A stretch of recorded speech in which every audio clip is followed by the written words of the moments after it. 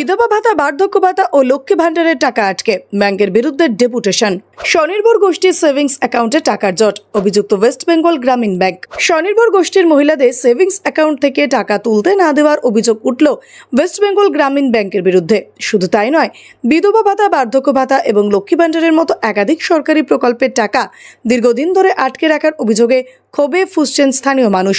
এই পরিস্থিতিতে ফুলসরা অঞ্চল তৃণমূল কংগ্রেস ব্যাংকের বিরুদ্ধে ডেপুটেশন জমা দিয়েছে।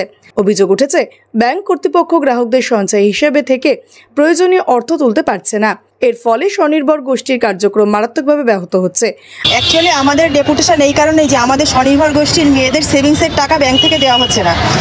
অনেকের দেখা যাচ্ছে যে আমার 5 লক্ষ টাকা সেভিংস আছে, অথচ ব্যাংকের লোন নেই, তবু সেভিংসের টাকাটা তুলতে দিচ্ছে না।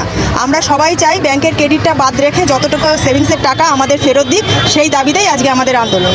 কারণ আমরা চাই যে মানবিক মুখ্যমন্ত্রী যাদের লক্ষ্মীর ভাণ্ডার দিচ্ছেন, বিধবা ভাতা টাকা দিচ্ছেন, সেই টাকা ব্যাংক আটকে রাখছে এবং আমরা চাই এই টাকা অবিলম্বে ছেড়ে দিই।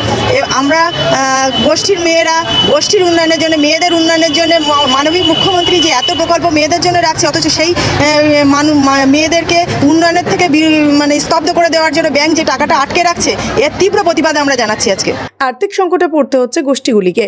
পাশাপাশি সরকারি প্রকল্পের টাকা অ্যাকাউন্টে জমা হলেও তা তুলতে না পারায় দুর্ভোগে পড়ছেন বহু পরিবার।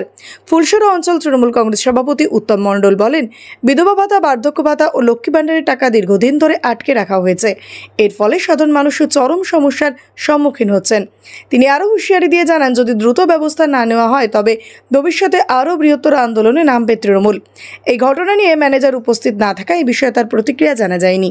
জননেত্রী বাংলার মুখ্যমন্ত্রী, মানবিক মুখ্যমন্ত্রী মমতা ব্যানার্জির জনকল্যাণ কমিটি 93টা প্রকল্পের মধ্যে বেশ কয়েকটি প্রকল্পের টাকা, লক্ষ্মীর ভাণ্ডার, বিধবা ভাতার টাকা তারা এই ব্যাংকে দীর্ঘদিন ধরে আটকে আছে, টাকা দিচ্ছে না। সেই টাকা যাতে মুক্ত হয়, সাধারণ মায়েরা যাতে টাকা পায়, সেই জন্য আমাদের আজকের এই ডেপুটেশন। এবং সেলফ হেল্প গ্রুপের মহিলা স্বনির্ভর গোষ্ঠীর জমানো টাকা সেভিংসে যেটা আটকে রাখা হয়েছে ইচ্ছাকৃতভাবে, অনৈতিকভাবে, ব্যাংকের নিয়ম বহির্ভূতভাবে, সেই সেভিংসের টাকা, লোন মুক্ত গোষ্ঠীর সেভিংসের টাকা অবিলম্বে তাদেরকে দেওয়ার জন্য এবং অবিলম্বে যারা মেয়েরা টাকা পায় সেই দাবিকে সামনে রেখে, মূলত এমনি করে 8 দফা দাবিকে সামনে রেখে আমাদের আজকের এই গণ ডেপুটেশন এবং মায়েদের অবস্থান বিক্ষোভ, যেটা ফুলসরা আঞ্চলিক তৃণমূল কংগ্রেসের উদ্যোগে সংগঠিত হয়েছে, যেটা এখনও চলছে।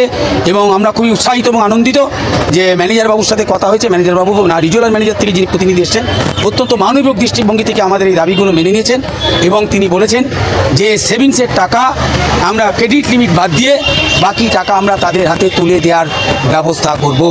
আর যাদের লোন নেই সেই সমস্ত সদস্যদের বিধবা ভাতা, লক্ষ্মী ভাণ্ডারের টাকাও আমরা ছেড়ে দিতে বাধ্য থাকব। এই হচ্ছে দুটো মূল কারণে আমরা আজকের আমাদের অবস্থান বিক্ষোভ এবং প্রতিবাদ সভা ও গণ ডেপুটেশন।